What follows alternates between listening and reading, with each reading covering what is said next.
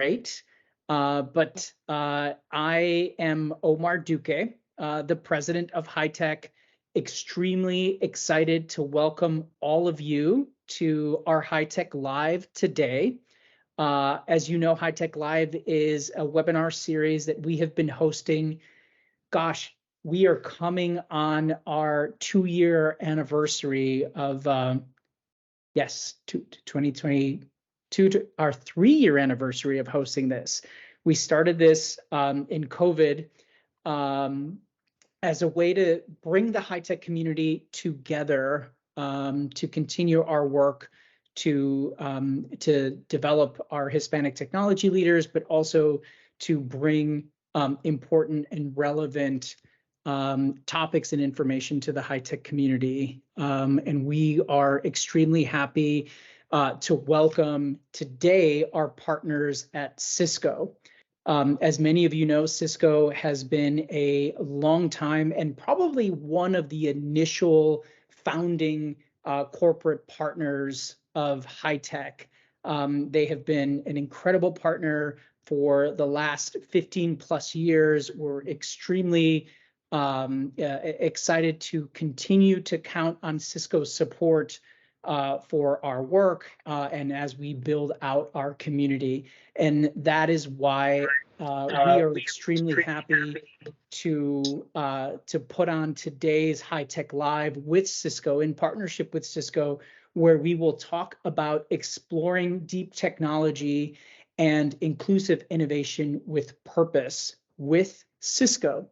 It gives me great pleasure to introduce our speakers for today. We have 3 phenomenal leaders from Cisco that will be presenting today. We have Carlos Pignataro, who is the head of technology and data engineering and sustainability for Cisco. Omar Santos, who is a principal engineer for Cisco, and Claudia Kostic, who is information security analyst, Cisco supply chain security team. We will be having a Q&A, and so please feel free to drop your questions in the chat. And just looking forward to having an engaging conversation with all of you about deep technology, about inclusive innovation. And so with that, I would love to turn it over to Claudia. Claudia, please take it away. Hi, thank you all for joining today. My name is Claudia Kostic. I'm an information security analyst at Cisco, specifically with the supply chain security team, and an avid hiker from my photo. Thank you for having me. Thank you. And once again, thank you everybody for allowing us to present and share a few thoughts with you here today. My name is Omar Santos. I'm from a team at Cisco that we investigate security vulnerabilities against Cisco product services, and we also help customers whenever there are cyber breaches, cyber attacks, and so on. And prior to my role at Cisco, actually my whole role at Cisco, been here for 23 years, has been in security. Before that, those are 2 embarrassing photos that we have here, right? The one on the right is me in the Marine Corps. I was in charge of security communications. My MOS was around crypto. So pretty much my whole life is being around computers and especially in security. And of course, the picture on the left is me and my first computer at 9 years old. So pass it back to Carlos. Wonderful. Thank you very much, Omar and Claudia. And incredibly excited, to be here. We're very humble, and I'm super honored to be with Claudia and Omar Santos presenting this. We had to find, somewhat embarrassing pictures. So, mine are on the right-hand side, which are scans of pictures before digital existed. And, I like soccer. In Buenos Aires. On the left-hand side, you can see a picture of my family that was actually taken in the Galapagos Islands. And, I love that picture because part of what we're going to be talking today is a very natural picture. It's you can actually see through expressions and you can actually see a little bit of the passion, beyond. And specifically, I wanted to formally kick us off sharing a little bit about the topic that we want to cover and our overall main intention. Today's session, of course, is going to center around career progression for us as Hispanics and specifically Hispanics in tech. And the main intention and message that we have is how can we continue to bring our whole self, our uniquenesses, our values into everything we do to maximize impact. The tech in high tech is for technology, and clearly we want to explore a couple of technology areas with a little bit of depth as they pertain, what we see in the industry, what we see in the market, and similarly, message for us is how can we bring our expertise for impact, in our professions, in our careers, in our lives, and lastly, and certainly, overlaying, the other two is how do we do that in a way that we bring inclusivity, that we actually bring our culture as opposed to hiding our culture? How do we, maximize on some of the values that we have as a community? How do we do collaboration for impact? How we are aware of some potential shortcomings, baggage that we may have as well culturally. And this is going to be, we intend a very conversational, not a presentation, but a conversational meeting. We really would love to see the questions, the engagement, and that inclusivity, particular today, incredibly important in International Women's Day, 50%. That is a big applause for high tech on the high tech 50 list. And in the spirit of conversation, I wanted to start with a question. And Claudia, I'll ask this question to you first. How do you feel about being a Hispanic in technology? Oh, wow. What a big question. I feel like a trailblazer and a positive disruptor. Omar, how about you? Yeah, Omar, actually, I wanted to ask you, how do you feel about, being not only a Hispanic in tech, but a Hispanic in cyber tech and in cyber tech? Cybersecurity, yeah, that's my heart. Being a Hispanic in technology, and by the way, I'm from Puerto Rico, so I'm Boricua. So saludos a todos. Pero being Hispanic in technology, and in my case, cybersecurity, definitely presents an opportunity for us to contribute to this dynamic and evolving field every day. Everything changes every day. Us Hispanics, we bring a unique perspective and culture to this industry, right? So we will have to keep that in mind. And at the same time, it brings a sense of responsibility, right? To make sure that we also mentor and help our future workforce, and we make technology accessible to everybody around the world, right? We are kind of spoiled. All of us three here are in the US right now. We're based in the US, but we want to make sure that we also, bring our culture, our responsibility together to make technology accessible, and especially in cybersecurity, to safeguard everybody, across the world at the same time. So. And Omar, I think, what you're saying is critically important in the context of, that intersection of privilege and responsibility and expertise. We with our technology, is neither good nor bad, but it has uses on which, we need to make sure that we, act as a protection as well. If we think about, supporting refugees and resettlement through technology, or, supporting emergency response, what are the privacy considerations? For me, as a Hispanic in tech, I feel those two things. Number one, similar to Claudia, super. Is easy the dream. I love the topic and trailblazing and feeling part of a number of intersecting communities, Hispanic technology, and on the other hand side, how do we use that, to better our community, to elevate the tide, and make impact that is positive for people and for the world. And I think we are going to have a poll right now. Let's see. Yes, we are. Get it up.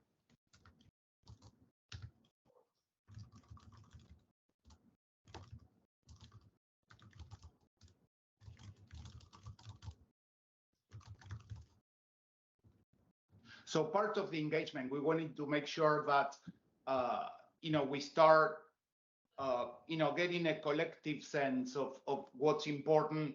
When we think about some of these big key topics such as deep technology, it really means something different to Veronica, my wife, who is a nurse, than to Omar, who is mega expert in cybersecurity, than to Claudia, and so on. And we're really, really interested in learning a bit and understanding what deep technology means to all of you.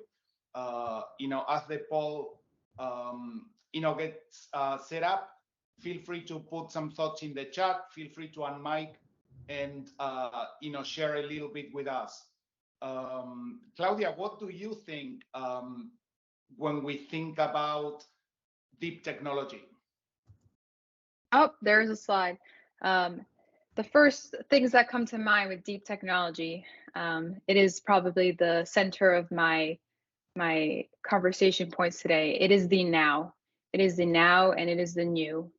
I see the Slido polls open now. We'd love for you to all to, if you could exit interaction panel and put in the Slido code, and I will do it as well. Omar, what does deep technology mean for you? Right away, cybersecurity, that's great. Yeah.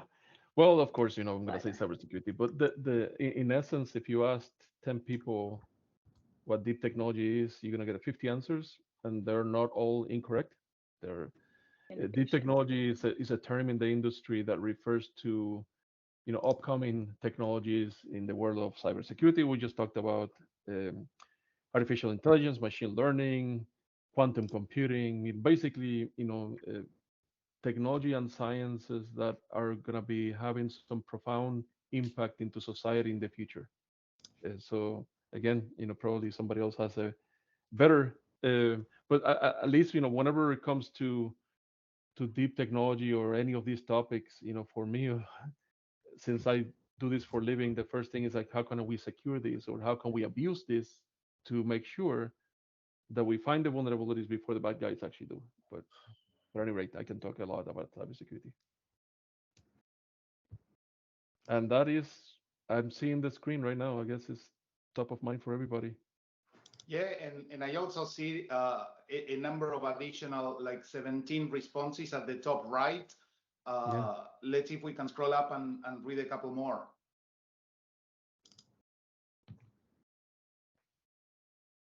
I'm surprised I haven't seen ChatGPT yet.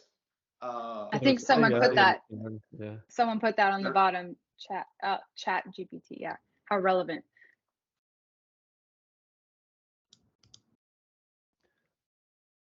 I would love to hear your thoughts on GPT and where, not so much on the actual technology, but where this is heading and what you see the future is like given this new technology, and what are some potential implications or use cases? I can probably start with that. One of the biggest changes that we can expect, of course, with everything is the increased use of AI, machine learning. ChatGPT is just one application out of many. of course, is becoming so popular nowadays, and you can see all the statistics and all the YouTube videos about, the statistics of how long did it take to reach 100 million people or 3 billion people, whatever is next. It is increasing, and we have been seeing the that machine learning, and especially nowadays LLMs, so large language models, have had some impact into what I do for a living, cybersecurity, and it's basically augmenting the human efforts in cybersecurity for detection, augmenting the human effort for correlating events. We have been seeing that for quite some time now.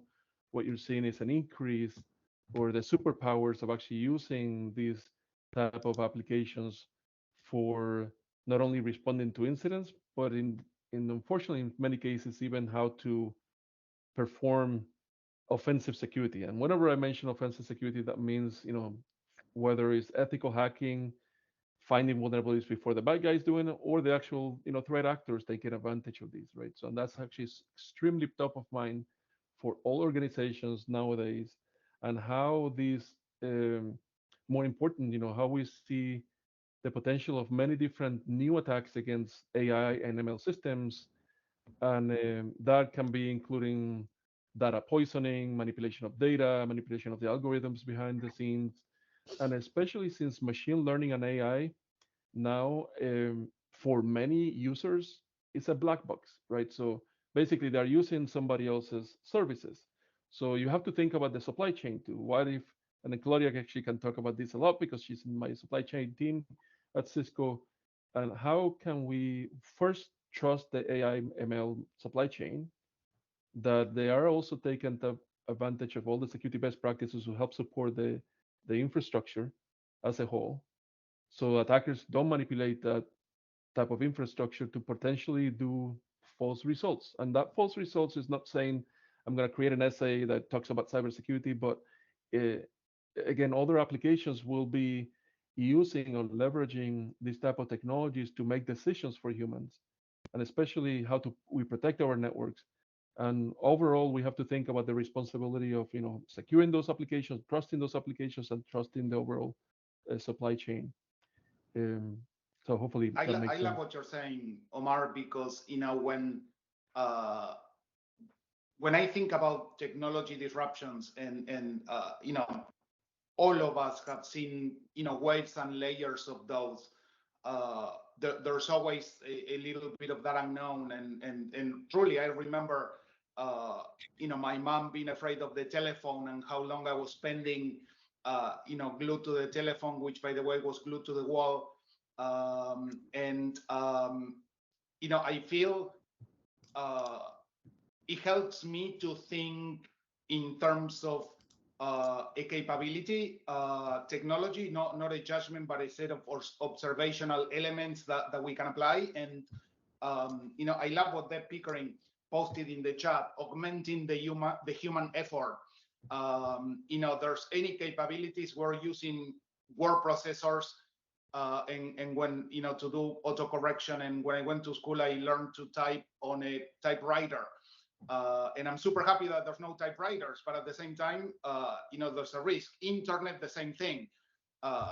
Connecting the unconnected across, and that human, and at the same time, a platform for uses that are not great. So the higher there be to me, and Claudia, I would love to see what you think on this specifically, given your background, is that it puts a responsibility on us to level up the effort, the investment, the care that we take into appropriate uses of those technologies. Like, to me, putting trust at risk is like moving the floor. Can I trust that this is a person? Can I trust that Omar wrote this, or is Omar actually on that video? So I see both sides of that coin, and the responsibility on us. Yes, me as earlier in career, I see it more as something new to learn. And I'm going to talk about that a little bit later. But yes, it is our responsibility. And being on the supply chain security team, I'll divert to that, but attacking of infrastructure and operations for companies is kind of the spotlight right now, and we have to be responsible to harden and integrate that into our security posture, because it is the support system of any company, and like Carlos mentioned, not running away from it, and learning it as it continues to emerge now. And learning, what is optimized, what each technology is optimized for. I love, some text that Mario also wrote on the chat, Mario Bolanos, which is, ChatGPT is optimized as a large language model to appear, as a very as a human with wonderful vocabulary, grammar, etc., not necessarily to give accurate answers. And frankly, the more than it looks like human, the more that we trust that answer, right? So understanding what is the optimization of each one of those technologies. Yes. Deb, thank you. The manipulation of data is a frightening action. It is. And the best thing that we can do is to try to understand it best and include it while we work to harden our companies. So Omar, if you wanted to go a little bit more in depth on that, maybe bring us into this a little bit more.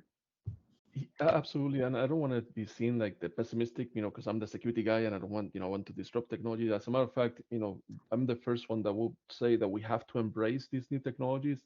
And as a matter of fact, if you don't embrace it, you're gonna get left off behind. That's the reality of things, right? So there's gonna be a big differentiator from the people that actually correctly, take advantage of these technologies and the ones that don't.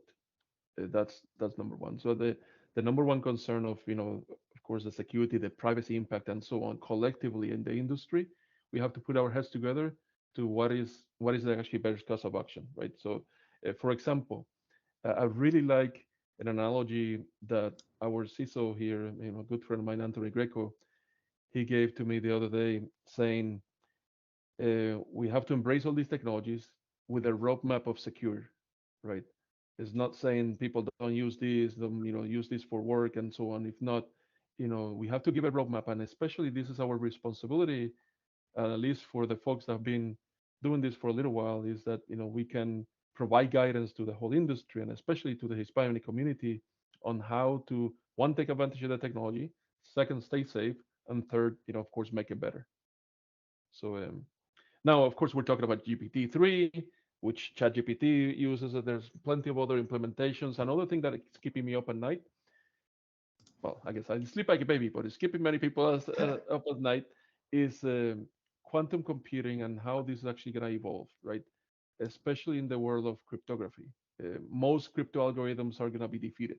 It's not going to be if, they're going to be defeated. There's already somewhat proven. And the National Institute of Standards and Technology in the US, they have a very big effort on looking at these type of upcoming technologies and what are the alternatives, right? So keeping in mind, and again, you put a coin on me, so I'm talking a lot about cybersecurity, but keeping in mind of all these things eventually are gonna come together, are gonna work together, right? Whether it's quantum computing, whatever the buzzwords that we call buzzwords today, they are reality already, right? Whether we want it or not. We said a few years ago, oh, the cloud is a buzzword. Well, we all know that the cloud is here to stay, right? And we are all using it, especially after COVID. The same thing will go do with these emerging technologies that we're seeing right now. And at least in my case, how can they be improved? And security is something that is as early as in the design phase of these technologies, rather than a later point in the implementation, which is what we're actually seeing right now. But anyways, I'm gonna pause there because I can really talk for a long time about security, and pass it back to you. And I think that one, well, I have I saw a question, question. if you don't mind. Yes.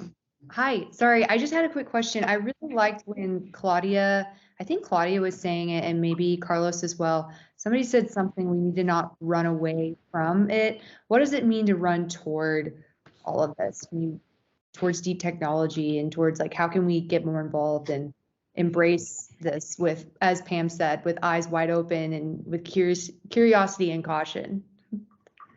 That is a wonderful question, and because to me it expresses a reframing of situation that we all get the opportunity to do every day with whichever thing we're presented with, and particular things that are beyond our control. I speaking for myself, I cannot make chat GPT go away or cell phones so. How do I reframe that situation in the context of what is the vector for us to target? What is the trajectory that is useful? And I will actually, I cannot see who exactly because it's anonymous, but I would actually borrow, one of the thoughts that are in Slido, which is different job opportunities. It's every technology innovation, every technology disruption and wave comes with opportunities, and that is part of the message that we want to bring today and have that deeper discussion, whichever area we are, whichever part of the career we are. Clearly, Claudia, Omar, you're going to have a lot of opportunities being busy with cybersecurity considerations. And for all of us, how can we actually, overlay and compound technology with inclusivity? For me, being a Hispanic in technology and in a tech business in the US, I had a strong preconception that business was something very serious, that it was super important and therefore serious. And I was coming from outside and, with having studied in a university that people cannot pronounce. And I actually had, at one point in my career, a great learning and revelation, which was for me, I was with a speech coach and Kate Peters, and she actually mentioned to me, "Hey, Carlos, when we're talking, you build meaningful connections. You smile. You don't do small talk, but you have thoughts. You have humor. Why you don't bring that to your presentations or your business meetings, etc.?" And I couldn't answer immediately at the time because it was a deep comment for where I was coming from, and similarly to the fish doesn't know is in the water. Carlos didn't know that had that set of preconceptions. So of course, we as Hispanics, education and training is something that we do and value. The collaboration comes very naturally, and at the same time, we have this idea that things will happen if we do the work, if we focus on the work, and that was a great moment for me in which I started to begin to be aware and understand what it really meant to bring my whole self. And my whole self comes with liking soccer and drinking mate and liking dulce de leche. It also comes with expertise in technology, and those are two pieces of my puzzle. And now, it's a really good opportunity to bring our ethics even, as Hispanics into the conversation of AI, etc. And sorry, I stopped because I thought there was a comment or a question. No, so it was only on my end. But I like to net out the conversation. What technology means to us is that inclusive, multifaceted approach. Inclusive not only in the context of including others, of course, but also including what we are and part of ourselves, and our goals. Part of a goal I have is to align values and positive impact to society, economy with my expertise. I feel we accelerate on the emerging tech, like Omar was describing, which to me opens a lot of opportunities. Specifically, Claudia, I would love to hear from you specifically because talking about inclusivity, that's different perspective, different experiences. I know from talking to you, you innovated yourself in your career and had different approaches to technology. I would love to hear what this means to you and how each of us in the call can capitalize from it. Thank you, Carlos. We touched upon some crucial points in IT and specifically in security and the technical complexity that comes with it. We're entering this phase, or we're in this phase right now, where we're lacking IT talent in a growing field, specifically in security, which Omar and I are part of. And I just want to change directions and talk a little bit about my story, and maybe it will relate to some of you. But it starts with Hispanics being very prevalent in the service industry, such as agriculture, hospitality, construction. And for me, it was healthcare. So I did not start in this field traditionally. But going back, I achieved my parents' dream of going to college. There's pride specifically for education in Latinos. And my parents, as immigrants, it was their dream. And so I did. I went to school for healthcare and continued into my master's. And I was successful there for some time until I reached the point where I was not being challenged anymore. And I had to do a deep dive and do some research and reinvent myself and reinvent, my career. And after doing some research, cybersecurity showed to be the highest in demand. And I put a plan together and I made a strategic and intentional career change, a move with purpose into this field. And that's a little backspiel of where we're going now. And that then began this grind to study a new field while working in the hospital through a pandemic. So that happened. And then I entered Cisco through a program as an engineer. And in my first year, I encountered some things that you might also relate to as well. Some things like imposter syndrome, some self-doubt, and something that I came to realize that is very important to this discussion today, the diversity or lack of representation for Hispanics, females, and Hispanic females both together. Very lucky to be at Cisco, but I didn't realize this because my head was down trying to get my footing in IT until after that first year, when I started to look around, and every team that I was on, I was the only female and Hispanic, and then both together. So after that first year and I was able to kind of dive deeper into security, I realized three things that I would love to share with you all. And I hope you take them and really think about these, but IT and specifically security is changing technology today. We mentioned AI, machine learning playing a crucial role, as well as new and innovative cyber attacks on the companies that we work for, and new and emerging security products. And it is the right now. It is happening right now. And the demand for security professionals is incredibly high. And that means opportunity. And that's where I personally, as a Hispanic, was able to see how I can punch in my transferable skills from troubleshooting people into troubleshooting technical problems and hardware.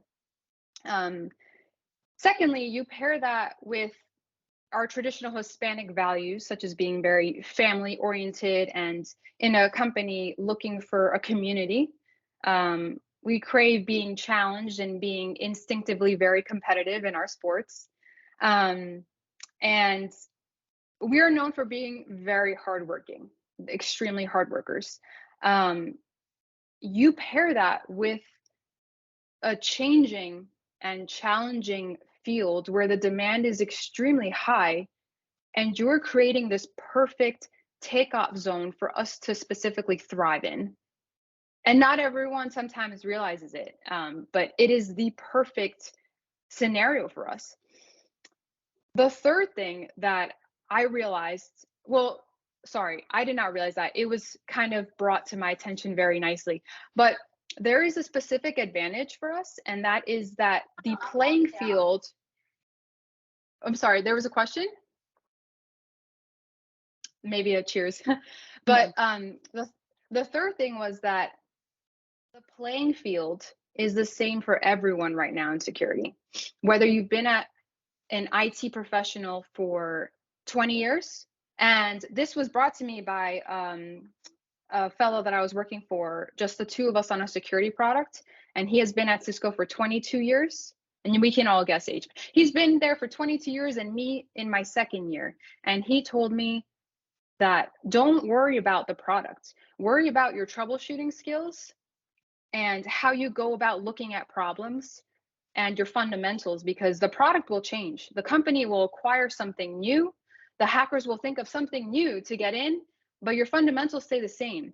So right now, the playing field is the same for everyone in whatever phase of security or career you're in IT. And that's crucial if you really wrap your head around it. And it creates all this great opportunity for us, specifically with our values. So that was my own personal self-career innovation. But I personally found success in my earlier in career transformation with persistence, and when I did some heads-up work and resiliency after finding footing in my first year. But more specifically, I would ask you to find the time to do the heads-up work.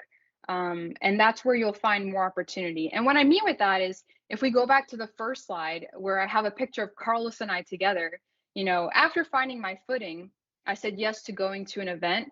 And here I am standing next to the director of sustainability at Cisco, and me in my first year. And we're having a normal conversation about practicing my Spanish because it needed some work at the time. But if we continuously do heads down work, we do a good job, and our team recognizes that. But when we do heads up work, people are able to see our faces, get to know our name, and opportunity comes knocking to our door, which is what happened here.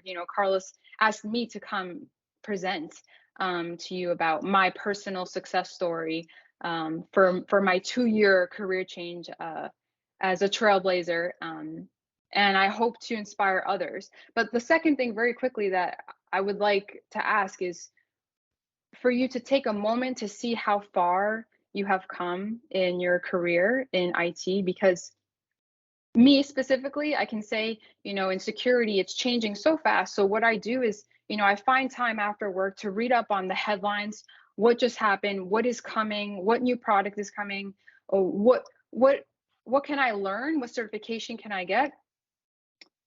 And I'm not taking the time to pause and look back where I came from in this past 2 years. I don't stop and realize how far I've come. I realize how far I've made it, and that I'm here, I'm at Cisco, and now I'm able to share my story with you all. Claudia, thank you so much for being so honest and just like real with us. It's so, I don't know, just encouraging and inspiring. I did have a really quick question for you. You talked about the imposter syndrome and self-doubt, and then also, being female and Hispanic. I would just be curious to hear a bit on how do you work through that? How did you work through that? I guess, or how do you continue to? Still working through it. You know, back to what Carlos said about finding a community, making authentic relationships with others, remaining humble in IT. You know, I will quickly say what I do not know, but this is what I do know, because there are so many very knowledgeable people here. And it is something that we work through constantly. You know, I just spoke with one of our attendees, Deb Pickering, yesterday about it a little bit. And it's a learning process, but, you know, also reminding ourselves that we're here for a reason. Awesome. Thank you. Yeah, and by the way, I love, you know, Claudia, that after you know, what you shared, there was a absorption silence because you know, is to highlight the importance of all the things that you were talking about. You know, Hannah, imposter syndrome is something that we all you know, work day in, day out. I think the context of authenticity with what you know, and more importantly, what we don't know, reaching out, that engagement that Claudia was talking about, that meaningful engagement, reaching out because I would love to learn about this, reaching out because your 1 + my 1 can be 3, acknowledging that, you know, I don't have that other side. It's how, in my experience, you know, we work through the imposter syndrome. And before, you know, moving on to the next questions, Hannah, I wanted to highlight, you know, from Claudia, the concept of reinvention and the concept of transferable skills, which for us is crucial in technology. That is, you know, I remember a while ago, my manager was Dave Ward, who was the CTO for Cisco, and personal friend as well. And you know, he asked me, hey, how long do you think you're going to be working? And I told him, I don't know. I don't know what I told him at the time, but let's say, just for exercise, 10 years. And he said, okay, that's 3.5 reinventions that you're going to have to go through. So he counted, you know, time in terms of full reinvention of knowledge, career, role, etc. And acknowledging that a lot of the roles, head of technology, whatever, are labels. They're not us. They can appear as a platform. They can be constraining as well. So, you know, that helps with the imposter syndrome. Yeah. Awesome. Thank you, Carlos. Yeah, that's such good points. I especially really like what you said about the authenticity. There's another question in the chat I think might work well for Omar. The question came from Kelly Francis. I hope I'm saying your last name right. The question is, how do we ensure that we continue to use technology in an inclusive manner and we don't leave others behind, perhaps those in other industries that might not see the opportunity in tech? Yeah, that's an amazing question, and one thing that I think is top of mind for many people, and one thing that has been discussed because of ChatGPT, since we were talking about that recently, and is recognizing that, you know, it's a very political thing, that recognizing that who controls advanced technologies, I mean, might have definitely in advance, you know, ahead of others. The cool thing that is happening with some of these technologies being democratized. So in other words, you know, there was a use case that I saw on a talk about 2 weeks ago where people were using, you know, AI for a specific use case in the US, and within a matter of like 2 days, the same use case was in the middle of India, and basically a student using, you know, ChatGPT in that case, and then developing code that was actually a lot better, you know, just to streamline it. You have to take it with a grain of salt, but, you know, streamline his coding on a project that was completely related. And as a matter of fact, it was a healthcare project for image recognition. And in that case, you actually are seeing two sides of the spectrum. Yes, you know, people that have a lot of resources, um, a lot of capabilities, you know, to embrace these technologies, and then other ones actually using exactly the same technology to to advance. Uh, we have to make sure that as we continue to develop the technology, as we continue to secure the technology, as we continue to talk about potential even regulations that may come because of the technologies, that we are not disruptive for those ones that also have the need to it, right? That is not Mhm. only specific universities in the US or specific areas around Europe, right? That collectively we actually are embracing inclusivity, right? It's easier said than done in a webinar, right? But that's actually something that is a call to action to all of us. Yes, I agree. And here at Cisco, we have inclusive communities that we're so lucky to have with our company, for us to get involved with outside of our, you know, complex days solving technical problems. Um, and something that we see often is our call to action to go to the starting level, to high schools and schools themselves, and provide opportunity and speak and activities for them to start to realize that STEM is a great career path, for everyone to be a part of. Um, and we can tell them from an earlier point in life that this is a great option. Um, I think that that's important to know. Yep. Yeah, and highlights, Claudia, the importance of bridgeable role models. When I was studying in college and university in Argentina, uh, I did not know exactly what the industry looked like, and how that is, how it actually becomes real. And because of that, I really wanted to get into the workforce to understand the reality. And in looking back, uh, I feel that every step has been role model to uh, aspire to get ideas, insight from, and that's what we do day in day out, right? In both sides, we mentor and we are mentees, Mhm. at the same time in different aspects. Yes. I feel strongly as more early in career, be able to tell others, not only are you able to reinvent yourself, but as being a part of inclusive communities, to be an offering hands, to anyone who would like advice, help, maybe hear my story of how I did it, what I did to become successful, talk about resiliency and persistence to continue to knock on doors, to send out emails. Hey, can I talk to you for 30 minutes? Let me ask about what you did. And that's what I did to Omar Santos over here. I emailed him, I think twice, and I was like, hey, can I please talk to you? I would love to hear what you did. How were you successful? And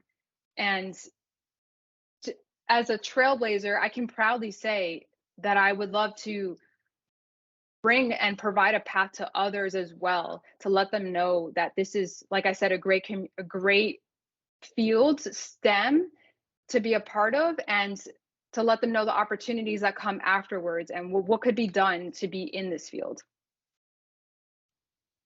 Omar, sorry to call you out. No, no, I love it. Thank you. One thing, now that you mentioned that, and we talked about the imposter syndrome, I've been here for quite some time, and I have it every day, right?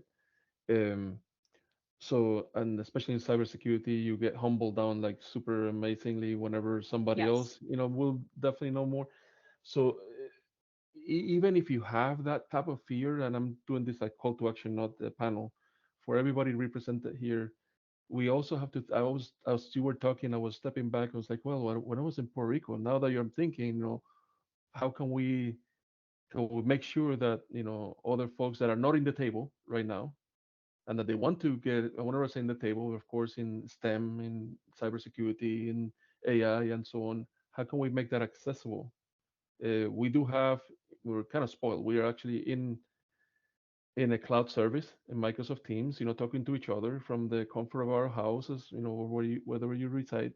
In many cases, some folks from those other less privileged, areas that we come from in the world, they do have probably Microsoft Teams, but they don't have even the knowledge that these exist, right? That some of these resources exist, right? So it's not only to create the resources, but how can we advocate them and to make sure that they understand, and that whenever it comes to technology, it doesn't matter the area in in technology, whether it's cybersecurity, AI, and so on, we have to make sure that that's communicated out, right? And we're the first one to do that. And going back to your point, Claudia, and don't be shy of also asking others. Yes, and Mhm. I believe, were you not the creator of the first program in the RTP area, creating the resources for others in incident response? Indeed. Well, Yes. if I can chime in on the whole topic of imposter syndrome, it's not often that I'm on a call with somebody else whose name is Omar. And I absolutely feel imposter syndrome, given Omar's just broad depth and experience on our topic today. But I do want to take a moment. I believe we have high tech board member Maria Lensing on the line, and hopefully she's on audio and is able to chime in. But I think she has a question that or a comment that she wants to pose to the group as well. Yes, guys. First and foremost, thank you again for sharing your story and for spending this time with us. It's International Women's Day. It's such an appropriate time to have this discussion. I'm actually in DC today, and I've been talking to the Women Business Collaborative about all of the elements of how technology is now becoming part of how every company operates, right? So it used to be that you were part of an IT team. Now here you're talking to the high-tech familia, and we are proud to know technology, but we are also acknowledging that technology is permeating every element of any business strategy. And when you talk about cybersecurity and these skills, I think what I think about a lot is that courage to speak up. I'll give you a statistic. It shows that when it comes to women, women have trouble trying to pull other women to the table because they think like that's not right, or they're shy about it. Turns out that when you ask a man, well, why do you pull another man to the table, he's like, I don't understand the question. Why is that even a question? So as we develop courage, right, for this technology team, with everything that you've talked here today, maybe can you give them advice on how to find their voice based on technology to help a company move the business forward?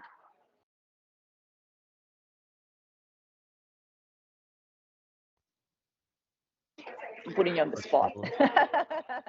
How do you find your courage based on your technology knowledge, right, to help your company on their business strategy, not just a technology strategy? Yes, I don't know, Carlos, maybe you want to start with answering? Absolutely, yeah. And I was, making sure there were like that. That was such a, important thread, Maria, and something that you usually bring up, which is super important. And to me, it goes back to a lot of things that actually Claudia mentioned. I remember in my career also being intentional, deliberate, and this is another great moment for me. I was in an all hands in person pre-pandemic. I don't know, let's say 3 years into the company, I was sitting, or 3 or 5 years into the company, sitting next to an SVP, and I had a question to ask to the speaker at the time, whoever was a executive or ELT member coming into the site. And I asked my question, and there were other questions. Mine didn't get picked up, so he actually, I don't know how to say, me codeo hard, and he said, no, speak up, like share your question. I remember as if it was today, and a person who to me was very serious and stoic is like, boom, put me on the spot, do the question. So I actually, inflated the lungs and mentioned my question a lot more aloud, and that felt so good. to be part and to contribute. And since that time, I actually took it as a yes, if there's something to say, and let's share, let's reach out to that leader. If I have, I'm a connector, and if I have person A, technology B, role A, person B, whichever is the connection, not to keep it to me, but to actually make the effort to put it out.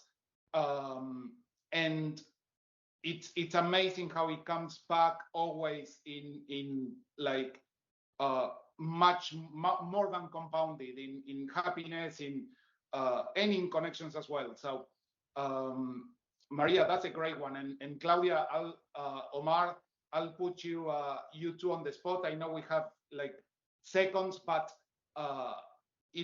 really, really important topic to maybe close. Yeah, I think that my 2 cents very, very quickly. As you guys were talking, I've been kind of spoiled because, of course, I work in security. So every time that I talk to somebody, it's bad news. So it automatically puts me in the spot. But the suggestion that I have for people that are even afraid of doing that, you just do peer. Don't be afraid of asking somebody else. Say, what is your journey? Have you done this? How is the best way to actually communicate to whether it's an executive, a customer, a politician, right? It's not going to come, believe me, I have a lot to learn. It's not going to come tomorrow, but it's breaking that ice and making sure that whenever you presenting your thoughts, you're presenting solutions as well. And that way, automatically, you're going to get, I guess, extra points, right? That the next time that it's not going to be you bringing this stuff, they're going to ask you for your opinion on a specific topic or a specific area. So I know that we're over time now. Sorry. That's okay. Thank Last you. second. Really quickly, rely on your community. Stay, we lean on each other. We bring all of us up together. Continue the conversation. Get involved. Heads up work, and then add us on LinkedIn. Continue the conversation throughout. This has been an amazing conversation. Thank you to Carlos, Claudia, and Omar. And of course, thank you to Cisco. Appreciate everyone for joining us today. It feels like an hour is not enough, and I'd love to be able to continue the conversation. But thank you so much to our speakers and to everybody who joined us today. Appreciate all of you. Looking forward to seeing you in person at our Spring Leadership Summit, May 9th, 10th, and 11th. Do want to note that we will kick off on the 9th, 1 p.m. on Tuesday the 9th is when the sessions for the summit will kick off. But super, super looking forward to seeing everybody in person. Thank you so much for joining us, and we'll see you soon. Bye, everybody. Bye, everyone. Thank you. Bye.